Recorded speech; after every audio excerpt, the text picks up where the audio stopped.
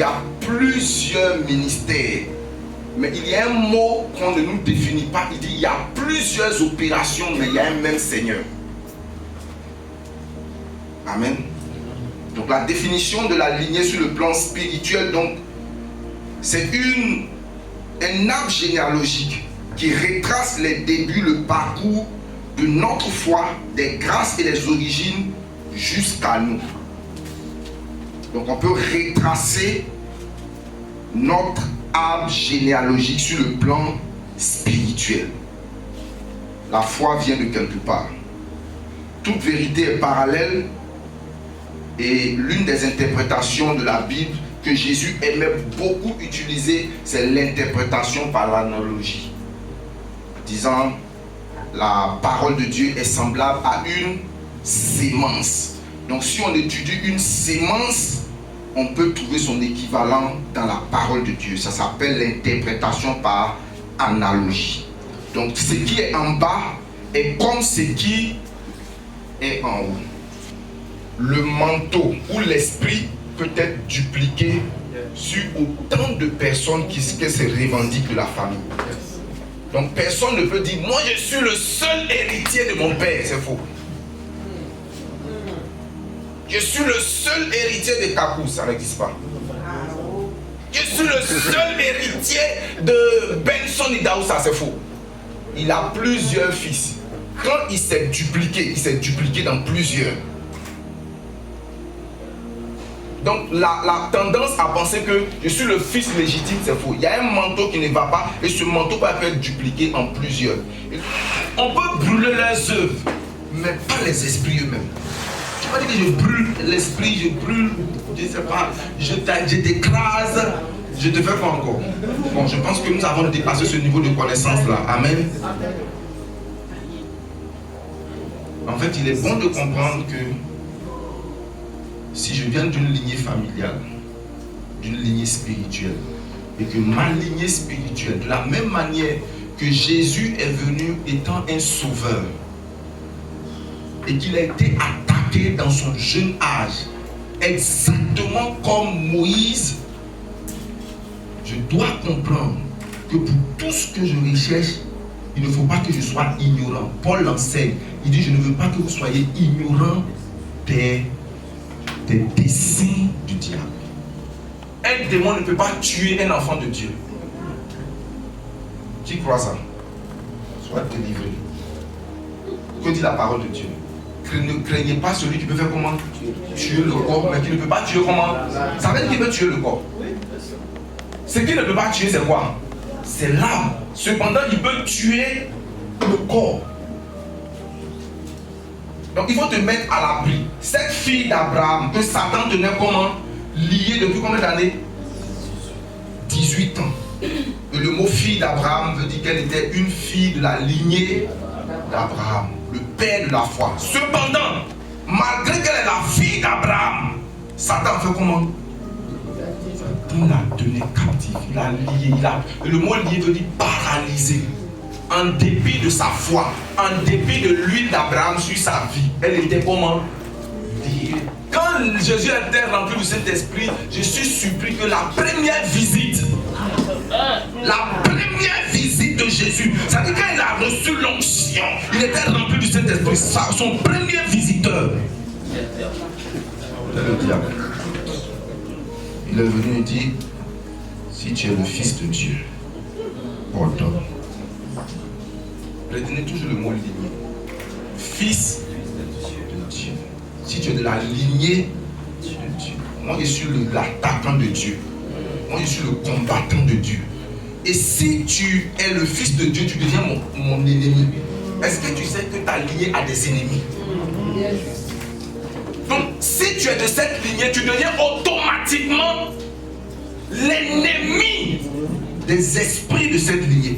Il dit si tu es le Fils de Dieu, ordonne.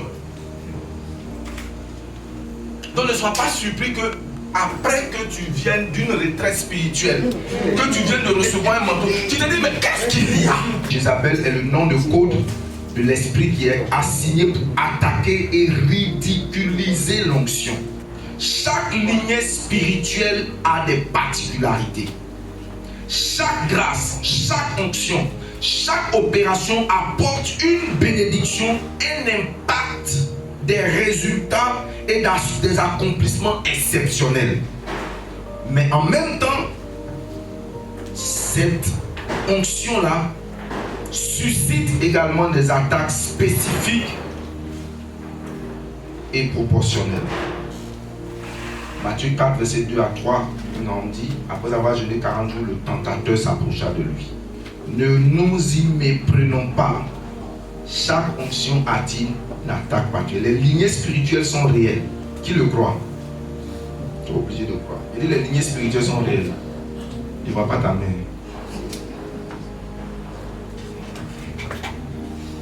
Okay. Les lignées spirituelles sont comment? Réelles. Tu ne peux pas devenir président des États-Unis si tu n'as rien à voir avec l'Irlande. Tous les présidents des États-Unis ont du sang irlandais. Peut-être qu'à cause des Vikings, là, les Vikings, c'est une des sectes les plus mystiques au monde. Très, très mystique, les Vikings. Et il y a un lien entre le réveil et puis deux nations, l'Allemagne et puis le peuple juif. Martin Luther, pas King. Luther, le revivaliste, était comment? Allemand. Reinhard Bonnke est quoi? Allemand. Kathryn Kuhlman est allemande. Une Allemande qui a immigré aux États-Unis. Elle n'était pas particulièrement belle. Elle a fait un cursus scolaire normal. Et puis elle était tellement turbulente que son père l'a donné comme bagage à sa soeur qui avait épousé un pasteur. Pour dire, prends ta petite soeur, va avec elle. Et dans le déroulé de sa vie, elle va écrire elle va se confier à son ami qui va mettre ça dans sa biographie plus tard. Elle dit, j'ai aimé un homme plus que Dieu. Elle me dit, elle dit, j'ai aimé un homme plus que Dieu. C'est-à-dire qu'elle a reçu un prédicateur dans son église, un prédicateur invité. Le gars est venu prêcher. Et dès que le gars est monté sur la chaise, son cœur s'est levé. Elle dit que toi, moi, Nancy. Le gars était marié. Elle a cadené le gars. Elle l'a épousé. Son ministère avait pris un certain envol. Vous pouvez imaginer, son ministère avait pris un certain envol à Denver. C'est-à-dire que les Oral Roberts, c'était ces petits. Des gens qui la vénéraient, qui la respectaient. Quand le scandale a éclaté, un médecin a produit un livre pour dire que tous les miracles qu'elle a placés, des faux miracles. Parce qu'on ne peut pas être de Dieu et puis vivre la vie qu'elle a vécue. Et les gens l'ont soutenu, ont dit non, c'est le diable, c'est un esprit d'égarement qui habitait Kathryn Kuhlman. C'est l'esprit d'égarement. Parce qu'une femme de Dieu ne peut pas craindre Dieu et aimer le mari d'une autre personne à ce point-là. Vous savez que quand c'est comme ça dans les instituts de théologie, on valide, hein? Non, ça, c'est ça là, c'est pas Dieu. Vous voyez, non? C'est que le caractère dans les gens, et puis on l'a descendu. On évitait l'homme là. Et certaines personnes qui ont été guéries, vous savez, la foi, c'est ce qui fait. Ils ont commencé à dire que c'est vrai, moi, mais il n'était pas bien guéri. Il n'était pas bien guéri. L'esprit qui habitait là. Pourquoi? Parce qu'elle a aimé. Mais ça ne s'arrête pas là. Hein. Ils vont aller fonder une église dans une ville. L'église ne va jamais dépasser 200 personnes. Et un jour, elle va se lever. Elle va écrire sur la table de la cuisine. Je retourne. Elle n'avait pas d'argent. Elle a pris sa valise. Elle s'est retrouvée à la gare du train. Et puis quelqu'un a payé son transport. Elle est revenue à Denver. Mais quand elle est revenue dans même Denver, même lieu là. J'ai dit même lieu. C'est le premier serviteur de Dieu au monde à avoir son jet privé. Avant elle, personne. Quand elle est rentrée là, la même ville où on a dit qu'elle est démoniaque, la même ville où on dit qu'elle est adultérienne, la même ville où on dit qu'elle est satanique, elle a soulevé la vie. Il y a des guérisons instantanées. Les gens qui l'ont combattu sont venus se prosterner. Mais tu sais quoi? Elle avait... L'esprit là ne l'a pas quitté. elle est encore tombée amoureuse de son protocole, qui s'est finalement battu avec son administrateur. Parce que quand les montres, les gars ont vendu ses avions, vendu ses biens, et on s'est rendu compte qu'elle avait des relations sexuelles avec beaucoup de gens. Malgré l'onction, ça fait que Catherine était une ennemie. Il a fallu bénir Hill pour sortir son nom. Parce qu'elle était devenue un problème.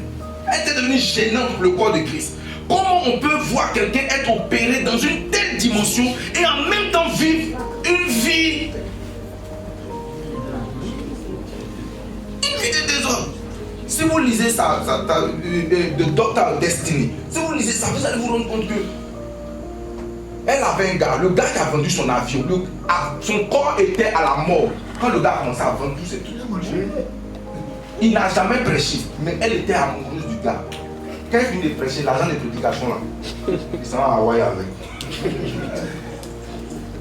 C'était son. J'aurais accepté si ce ne s'est arrêté que qu'à elle. Son fils prend le manteau, béni, bien chic. Bien chic, hein? Ça avance. Et puis un temps, Bouddha. Et puis lui, il va pas loin. Il prend une autre servante de Dieu, Paula White. Et puis ils deviennent amoureux. Il divorce de sa femme, il veut se mettre avec Paula White. Et puis c'est le vieux Duncan qui lui dit, même pas la terre. Et puis il va conseiller Paula White de prendre son chef directeur de musique, Caïn, c'est son nom, épouser Caïn. Benny Hinn dit que c'est Paula ou personne. Son ministère s'est cassé. Quand il venait en Côte d'Ivoire, il était déjà à terre. Il était déjà complètement à terre. Et ceux qui sont proches vont raconter qu'il n'y avait pas que Paula. Bien aimé, je suis un bénéficiaire de l'onction de Benny Hinn. Je ne peux pas te dire que l'onction qu'il a là, ça vient du diable. Parce que souvent, quand tu vois un homme de Dieu chuter, on a des raccourcis, hein, c'est qu'il n'est pas de Dieu. La force qu'il utilise là, ça doit être une force comment? Mystique. Y a-t-il quelqu'un qui est dans des AD ici? Ah, mon Pascal, tu es des AD. Les AD ne croient pas que Benny Hinn est un serviteur de Dieu jusqu'à aujourd'hui. Ils pensent qu'il opère avec la magie. Mais le gars là est de Dieu. Bien aimé, s'il n'est pas de Dieu, c'est que moi je ne suis pas de Dieu. Il vous dit la vérité. Donc commencez à me délivrer. Mais ce qui est vrai, c'est que cet homme est de Dieu. Yes. Mais il a reçu un héritage. Bien aimé, quand vous regardez, pour ceux qui ont lu Bienvenue Saint-Esprit, Bonjour Saint-Esprit, et puis l'onction, la puissance du Saint-Esprit, il a vécu dans un environnement familial très strict. D'où est venue la perversité? Celui qui se réclame de lui en Afrique, sans honte, il s'appelle Chris Oyakhilome. L'onction là, ça te permet d'avoir un ministère qui évolue très vite. Il dit qu'il y a un lien extrêmement exagéré entre l'onction et puis comment. Donc il a dit que l'onction c'est un aphrodisiaque. Les points forts de la lignée de l'onction. L'onction est une richesse, l'onction fait briller, l'onction donne des résultats rapides en un jour puis à bientôt. L'onction donne une visibilité qui peut nous permettre de ne pas dépenser dans la publicité, dans la communication. Les points faibles de l'onction, tels que la lignée de l'onction est attaquée par l'instabilité conjugale. Regarde, si tu as épousé, si tu aimes le sexe, que tu as épousé quelqu'un qui est membre de la famille de la prière, pour qu'il te touche, il faut gêner. Et après on va te dire, mais pourquoi tu es comme ça même? Attends un peu, il est là, il prie, il enchaîne les prières, il enchaîne les prières, il prie, CAFEM est l'une des églises qui a créé une révolution en Côte d'Ivoire. Mais jusqu'à aujourd'hui, c'est maintenant qu'ils viennent d'avoir leur terrain à la Panne. C'est maintenant qu'ils viennent d'avoir le terrain à la Panne. Il y a des aliments certains champignons, aujourd'hui, si vous les mangez, vous voyez dans l'eau des champignons, il n'est pas éthique.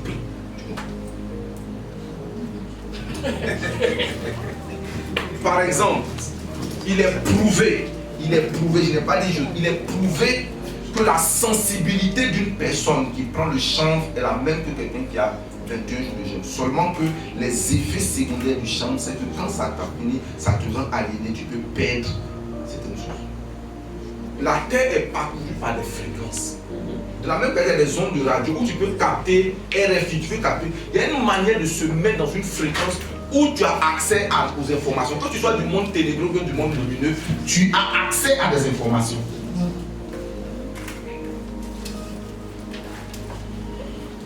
Seulement, quelqu'un qui est intelligent peut monter un mécanisme autour de sa voyance à lui qui n'est pas de Dieu.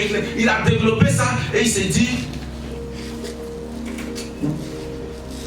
il y a quelque chose à gagner avec ce public-là. Ils sont un peu aliénés, ils ne réfléchissent pas trop. Attends, parce que, vous savez, avec un miracle, on peut justifier beaucoup d'enseignements. Il y a des gens, une fois qu'ils voient un miracle, tu peux leur faire avaler tout.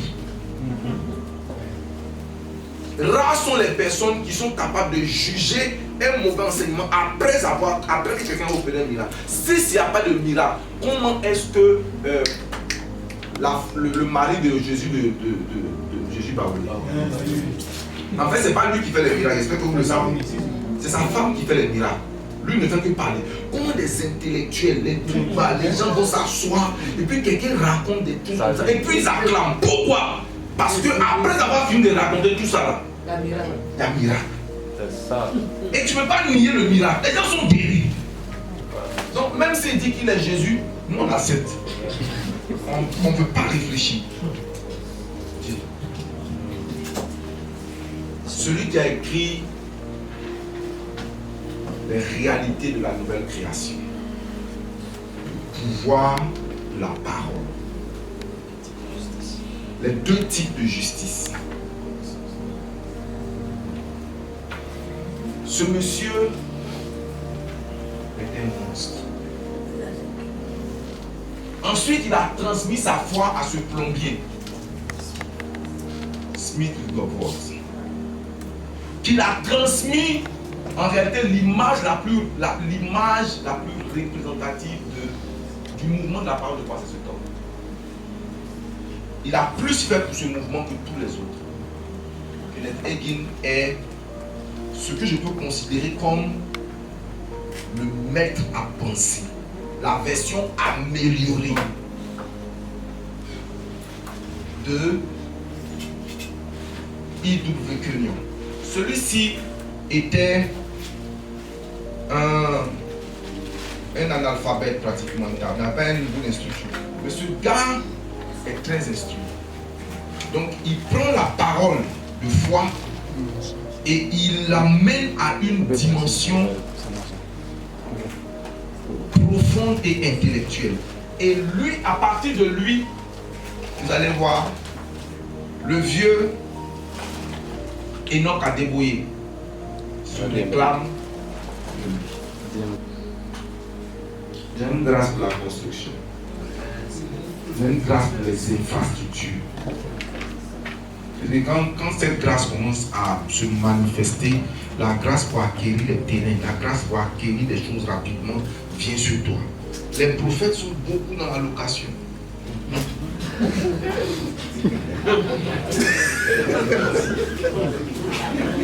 Non, sérieux, les prophètes sont beaucoup dans la location.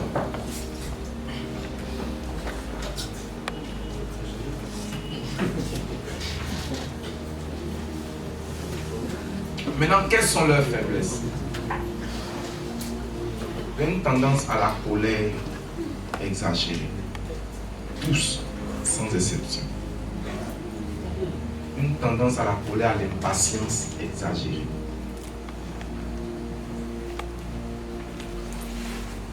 Et une tendance également à l'orgueil. Les gens du mouvement de la parole de foi ont tendance à méprendre les autres, à les regarder un peu de haut. C'est celle que j'appelle la famille de la grâce. C'est un nouveau, c'est pas nouveau en tant que tel, mais ils sont en train de solidement consolider une lignée. Et leur aïeul, aussi surprenant que cela puisse te paraître, c'est Watchman Nee. Personne n'enseigne la grâce mieux que Watchman Nee. Lisez les livres de Watchman Nee. Souvent on a tendance à penser que Watchman Nee c'est la sanctification. Mais Watchman Nee, il détruit en toi la notion du péché. À la base, il tue ça. S'il vous plaît. Le père spirituel véritable de Paul Eneche, cet ami-là. Paul Eneche est allé se connecter à David Oto, mais son vrai père spirituel, c'est celui-là.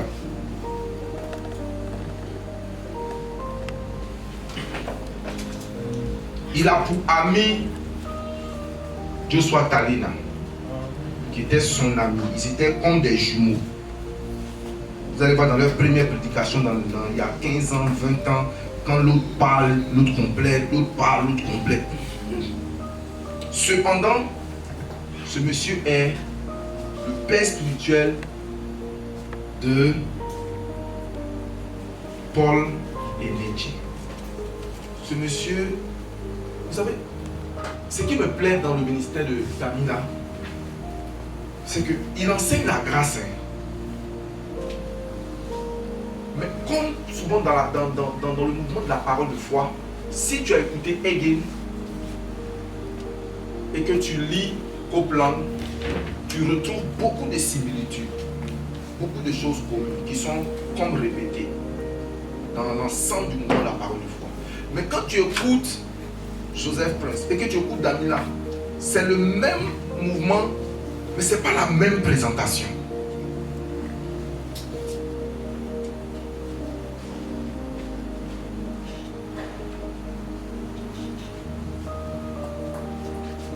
Joel Austin a le privilège de diriger la plus grande église des États-Unis. Et il est de la famille de la grâce, avec la parole d'espoir, la grâce. Là, quand vous écoutez un prédicateur de la grâce, ce n'est pas la même présentation que le mouvement de la parole de foi. C'est totalement, je ne dirais pas totalement différent, mais ce n'est pas du tout la même chose. La parole de foi, on te dit 5 choses que tu dois faire. La grâce va te dire, il a déjà fait 5 choses que Jésus a fait, que tu dois accepter. Or, nous, dans la parole de foi, on te dit que 4 choses que tu dois faire. Qu'est-ce que tu dois faire en retour? Et on va s'appuyer. Et Pierre dit, que dois-je faire? Faire, tu dois faire. Eux, ils vont te dire, non, laisse à faire des faire. Il a déjà fait. Coule dans le faire. Il dit la meilleure manière de délivrer quelqu'un de péché, ce n'est pas de lui interdire de pécher. C'est de lui montrer la solution face au péché. C'est une famille que je n'ai pas grand chose à dire. Je vous demande de vous-même investiguer cette famille. Ils ont des fils. Il y a un papa en RDC là. Jean Bosco. Jean Bosco est de cette famille là, est de cette lignée. Il a une présentation quand il parle du sang. Jean Bosco c'est un des pères en RDC. Mais il a une présentation qui est différente de Rouen Dallon. Quand vous écoutez Jean Bosco prêcher, ça n'a rien à voir avec Rouen Dallon. Pas qu'il ne croit pas au combat spirituel, mais il va te présenter le combat sous une autre forme. Qui t'emmène à comprendre un certain nombre de choses. Bien aimé, c'est en écoutant les membres de la grâce que j'ai revu mon approche de la prière dominicale, c'est-à-dire la prière le nom de Père.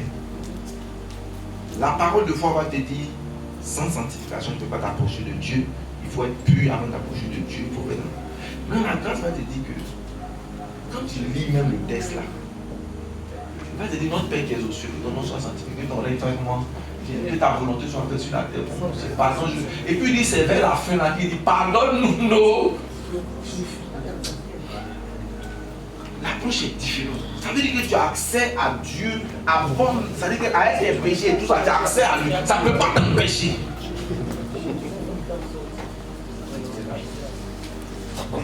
Jean Bosco, identifier clairement sa lignée spirituelle.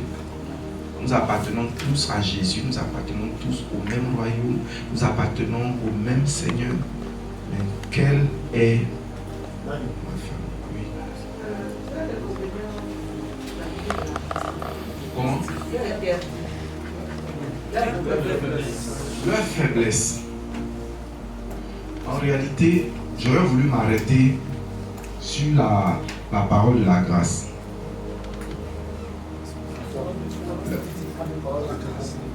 Oui, la parole de foi. En fait, j'ai juste mis ça pour qu'on puisse continuer de nous-mêmes faire des recherches. Je n'ai pas profondément investigué. Parce que dans toutes, c'est quoi? Ils sont fermés. Ouais. Comme l'apôtre dit, ce sont des gens qui sont sectaires. Ils sont comment? Ils sont très radicaux, très fermés, ils sont entre eux. En fait, comme je parle à des leaders, je suis convaincu que après cet enseignement, tu pourras toi-même identifier d'autres familles, clairement. Mais on n'établit pas une famille à partir d'une seule personne. Tu pourras clairement voir sur le continent africain, américain, européen, tu peux retrouver certaines personnes. Tu peux les classifier en fonction de leur message, en fonction de leur influence, de quelle famille est-ce qu'ils sont partis. Il y a certaines erreurs, bien aimées. Mieux vaut les faire quand tu es dans la gloire. On va plus te tolérer. Mais quand tu es à un niveau là, tu payes cash. Parce que tu ne peux pas monter. Ça va t'étouffer. Il y a des choses, quand tu fais ça dans le mouvement, ça va dans le mouvement en même temps. On dit, ah. Parce qu'une réputation, ça prend du temps pour être bâtie. Et contrairement à ce que les gens pensent, une réputation également, là, elle prend du temps à être détruite. On ne détruit pas une réputation juste avec un seul scandale. Non.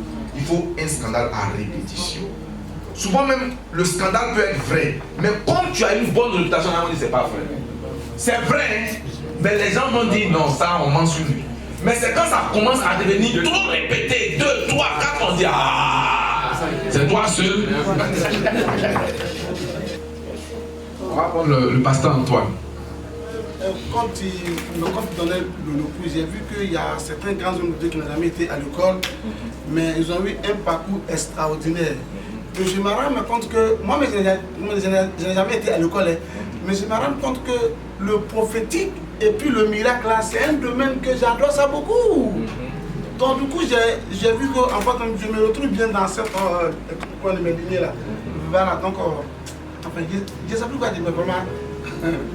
Oui, si effectivement, les gens que Dieu appelle dans le prophétique qui n'ont pas un grand niveau d'instruction, leur grande chose, c'est les déviations doctrinales. Ils tombent dans les déviations doctrinales dangereuses. Soit ils vont créer une doctrine bizarre. Ça veut dire que tu vas opérer dans une onction, des choses extraordinaires. Puis un jour, tu vas te lever pour dire oui, Branham avec la sémence du serpent. Mais c'est-à-dire, reste accroché à Dieu. Reste accroché à sa parole. Reste accroché à ton ministère. Et puis, l'avantage que vous avez, l'avantage des gens qui n'ont pas d'instruction, je veux dire académique, parce qu'il y a plusieurs formes d'instruction, c'est que on ne peut pas te mettre dans un moule. Tu es plus sensible aux choses de l'esprit. Et tu n'es pas bloqué. Il y a quelqu'un qui a dit un jour que un sourd a réussi à sauter un mur parce qu'il n'a pas entendu qu'on lui disait qu'il y a un danger, il y a un danger. Et parce qu'il n'a pas entendu les gens, il a sauté. Et les gens étaient surpris. Donc, souvent, quand tu as trop de connaissances, la connaissance là, ça peut devenir un obstacle. la connaissance, qu'elle soit théologique, qu'elle soit académique, souvent quand tu connais trop, ça peut devenir un obstacle. Donc les pionniers, des gens qui poussent le mouvement. Branham, je ne sais pas pourquoi les gens à un moment donné ont dit que c'est un faux prophète, mais il n'a jamais été un faux prophète. Si Branham est un faux prophète, c'est que T.L. Osborne est un faux prophète. On a travaillé, renversé les hôtels à Gonzague. Il est intronisé Jésus roi à Gonzague. Et il y avait un gars de là-bas qui lui a donné le terrain, mais on n'a jamais vu terrain là jusqu'à aujourd'hui. Le monsieur est mort, Grégoire. Grégoire lui a donné, mais on n'a pas vu. Oh, on n'a pas. Je suis traumatisée. Je l'ai appelé la dernière fois. Je dis mon papa, mais avec tout le travail que tu as fait, peut-être ça fait la semaine passée, on n'a pas de terrain. Il dit ma fille que je prie, je ne sais pas, mais je prie. Il est au Canada, il doit venir en août. Apollos. Il est au Canada, il doit venir en août. L'église est pratiquement vide. Moi, je ne veux pas dire que c'est vide, mais les gens sont vides. En fait, quand tu dis c'est vide, quand la Bible dit qu'il a prêché sans rien prendre, ça veut pas dire qu'il a. Le Père, en transmettant l'onction, en fait, ce que je veux vous dire, ne pensez pas que c'est dans la transmission de l'onction que viennent les problèmes. En réalité, les problèmes attendent l'onction. Les problèmes la poursuivent cette onction-là. Quand elle la voit se manifester, elle s'élève en même temps. Elle attaque. Elle s'élève en même temps. Elle attaque. Donc, lui, ce qu'il doit comprendre, c'est très souvent même d'investiguer la vie de la personne qui vient imposer les mains. Et ne pas croire que j'ai reçu de lui l'eau sale et l'eau propre en même temps. Non, j'ai reçu l'eau propre. Maintenant, je dois m'attaquer à l'eau sale. Que ce qu'il a ruiné, ce qu'il a détruit ne va pas me détruire. Amen. Et que je serai une version améliorée de lui. Yes. Et donc, redoubler d'efforts dans la prière. Redoubler d'efforts dans la prière. Moi, j'ai été scandalisé quand j'ai entendu le vieux Enoch Adeboye pour dire que. Alléluia. Ça, je l'ai entendu également de comment il s'appelle, de Marc Andiwa. Marc Andiwa dit que quand il s'est rendu compte que tous les gens de sa génération chutaient sexuellement et que ça tenait scandale, il a décidé de se faire entourer uniquement que par des garçons. Son secrétariat, garçon. Tout le monde, garçon. Le vieux Enoch Adeboye dit que il n'est pas assez fort pour prendre une femme comme secrétaire. Il dit, je ne dis pas que c'est démoniaque. Il dit, mais lui, et il dit que son bureau est séparé par une vitre. Ça veut dire que si tu rentres dans son bureau, ceux qui sont à la salle d'attente là, ils ne peuvent pas vous entendre, mais ils vous voient. Il dit, il se protège. Le jour où j'ai entendu Bishop Abioye, le saint Bishop Abioye, dit qu'il y a des rencontres, quand il s'en va, il double son slip. Il double comment? Non, moi je vois l'évêque Abioye comme l'épistome de la sainteté. Mais le jour il a dit ça. Il nous enseignait les pasteurs, il dit il y a souvent des femmes, quand tu en entretiens avec elles, il dit son décolleté seul est un embarrassement. Et si tu dois lutter contre le décolleté là au moins pendant une semaine. J'ai dit, aïe, le vieux, allez tout l'onction là. Le lendemain est glorieux. La responsabilité d'imprimer sur notre pays de grandes choses, des choses extraordinaires reposent sur nous. Et quand je vois les différentes familles dont nous venons, si nous formons ensemble une très grande famille venant des lignées, comment ne pas faire jouir de nos bénédictions particulières, nos différentes vies, nos différents ministères, afin que là où l'autre est performant, il puisse appeler de la même manière que Georges a appelé le vieux pour lui dire, je suis de la parole de foi, mais j'ai besoin de quelqu'un qui vient de la prière pour me faire bouger. J'ai besoin de ça. Vous n'avez pas l'argent, mais venez me faire bouger. Que Dieu nous bénisse. Vraiment, c'est ça. On a été à la source. Et le nom du Seigneur est. Je prie Dieu que ce nom de mouvement-là soit réédité. Chaque promesse, c'est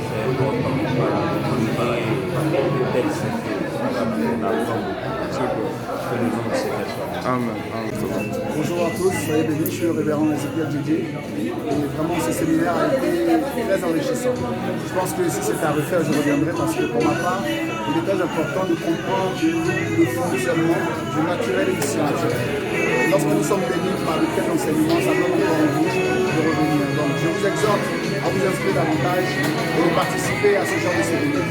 Merci beaucoup.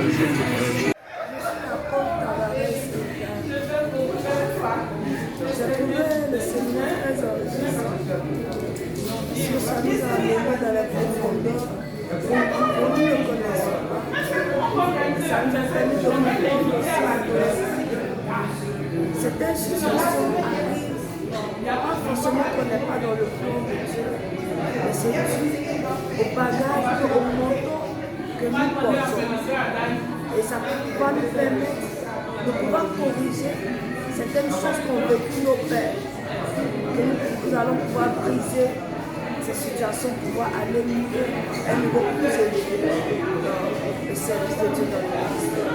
Vraiment que Dieu bénisse le Dieu, que Dieu bénisse l'homme de Dieu, le révérend Patrick Leroux, tous ces enseignants.